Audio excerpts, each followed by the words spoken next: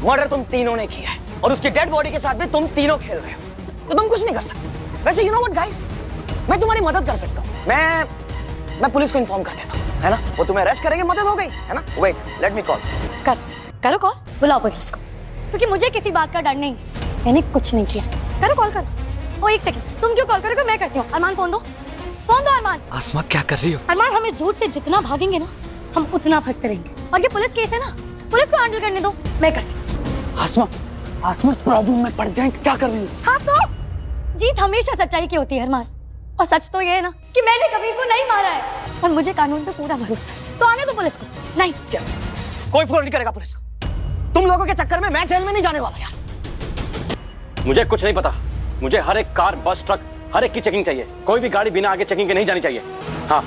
Jordan की entry से आलिया, आसमा और अरमान की जिंदगी में मची हलचल। भाई उदारिया के एपिसोड में हमने देखा कबीर का खून हो गया है और उसकी लाश को लेकर अरमान और आसमा बहुत परेशान है और यहाँ पर वो अपने घर भी ले आते हैं डिग्गी में रखकर, कार की डिग्गी में लाश को, और बहुत परेशान भी होते हैं कि अब हम क्या करें, कहाँ कहाँ छुपाए। और जिसके बाद ना उसका जो भाई होता है अरमान का, वो देख लेता है, फिर वो लेकर लाश को अपने गैराज में ले आता है और यहाँ पर वो छुपा के रख देता है कार में। लेकिन यहाँ पर ना आसमा को कहीं ना कहीं डर लग रहा है। उसे लग रहा है कि कोई तो है जो हम लोग के पीछे पड़ा है, कोई तो है जिसने पिक्चर्स भी क्लिक की थी, और किसने मारा है, कौन है मर्डरर। यहाँ पर फिर उसको आलिया की याद आती है और बोलती है कि आलिया भी तो कबीर को कई बार फोन करती थी, तो कहीं आलिया की प्लानिंग तो नहीं है। जिसके बाद अरमान उसको कॉल करता है और बोलता है कि आलिया तू अभी आ, और फिर वो आलिया को ना धमकाता है, बोलता है कि तूने ऐसा क्यों किया, तूने आसमा को बहुत परेशान किया, उसको फंसाया भी तूने। तो वहां पर आलिया बोलती है कि नहीं, मैंने तो कुछ नहीं फंसाया और मुझे नहीं पता कबीर का खून कैसे हो गया।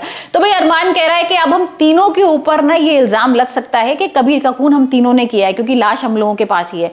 तो अब यहाँ पर वो तीनों प्लान बनाते हैं और वो पहुंच जाते हैं कबीर के यहाँ, और कार में लाश होती है। वो जैसी कार खोलते हैं, डिग्गी को खोलते हैं लाश निकालने के लिए, इतने में जॉर्डन आवाज देता है और बोलता है कौन है, कौन आया है यहाँ पर, और तीनों देखकर ना उसको चौंक जाते हैं। तो भाई अब देखना होगा कि जॉर्डन का क्या कैरेक्टर होगा, क्योंकि हम देख रहे थे एक सीन में भी कि जॉर्डन अरमान की लड़ाई भी होती है, हाथापाई भी होती है। तो हो सकता है कि जो जॉर्डन है वो इन लोगों को ब्लैकमेल करे कबीर के नाम से, और यहाँ ये भी हो सकता है कि भाई आलिया को इस सबका पता भी नहीं हो। लेकिन भाई मुझे तो लग रहा है कि आलिया और जॉर्डन ने हाथ मिलाया हुआ है। वैसे आप मुझे बताइए कि आपको क्या लग रहा है कि जो आलिया है उसकी प्लानिंग थी वही लेकर आई है जॉर्डन को, क्योंकि कहीं ना कहीं जब उसको आसमा ने बोला था ना कि मेरी शर्त है और तुम अपने अफेयर मुझे प्रूफ करो, तो उसको कबीर का एकदम नाम याद आया था और कबीर का कॉल भी आया था। तो हो सकता है कि आलिया ने कबीर को मारा हो और यहाँ पर उसने जॉर्डन से हाथ मिला लिया, और इन सबको परेशान करने के लिए, अरमान और आसमा को अलग करने के लिए वो जॉर्डन को लेकर आई हो। तो भाई देखते हैं अभी जॉर्डन का क्या कैरेक्टर होता है और जॉर्डन अब क्या कुछ करता है अरमान और आसमा के साथ।